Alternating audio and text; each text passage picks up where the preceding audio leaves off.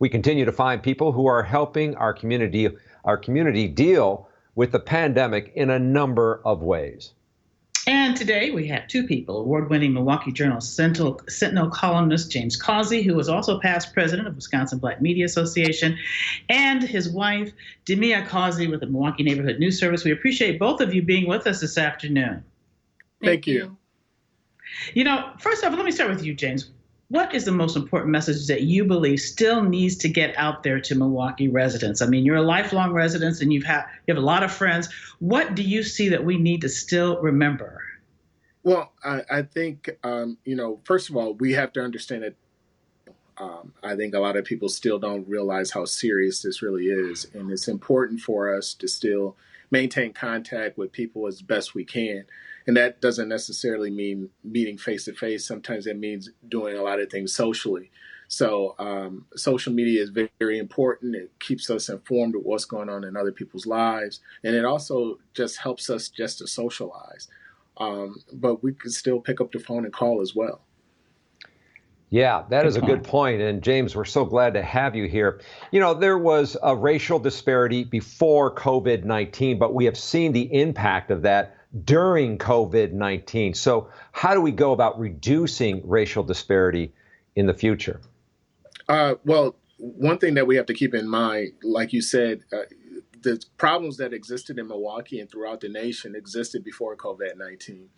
I think what we're seeing now through a lot of the protests and through a lot of things going on is that it's only going to rev up even after we're through COVID-19. So it's important for us to still try to build those bridges, talk to people who don't look like you.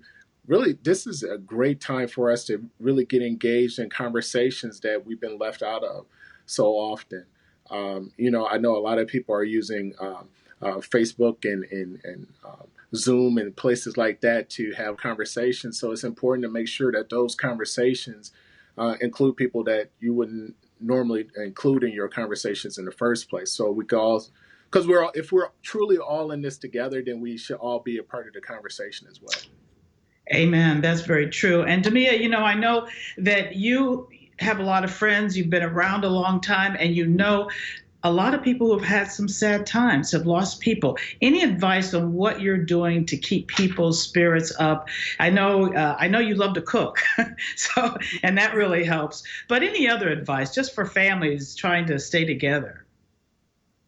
I think one of the most important things that we all need to remember is just to be patient with ourselves and our loved ones. All of us are experiencing something new. None of us have ever experienced this before. Some of us can't sleep.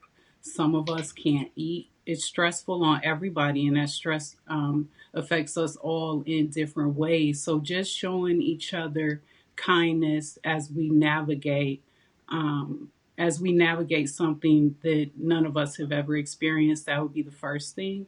And the second thing I would suggest is for us just to take advantage of the things at home that we can do that we either put off or just didn't pay attention to because we were so busy going. I mean, my backyard has become a place where when the weather's nice, I'm out there every day doing exercise, jumping rope, planting in my garden. Hopefully things grow this year. But just really, taking advantage of those things that we otherwise pass up because we're just too busy. Well, James, Damia Causey, we appreciate you both being with us. And I think you said it very well. We're all in this together, so why don't we just act like it at all times? Thank you both for being with us this afternoon on Live at 3. Yeah, it's good to see both of you. If you or a family member need help or information on resources that you can call or need, text your zip code to 211 and you will be connected to a live operator.